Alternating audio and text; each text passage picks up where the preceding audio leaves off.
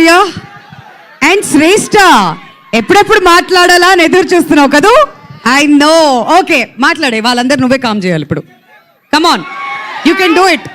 Hi అందరికి, నేను శ్రేష్ఠ. దగ్గర హాయ్ అందరికి, నేను శ్రేష్ఠ. ఇప్పుడు మీరు సమ్మర్ సీజన్లో ఐస్ క్రీమ్ తింటే మీకు ఎట్లా హ్యాపీ అవుతారో, ఇప్పుడు మే 3కి ఆ ఒక్కటి అడుగు సినిమా చూస్తే మీరు అంతకన్నా ఇంకా ఎక్కువ హ్యాపీ అవుతారు. మీరందరూ థియేటర్కి వెళ్ళాలి, మీరందరూ హ్యాపీ కూడా అవుతారు.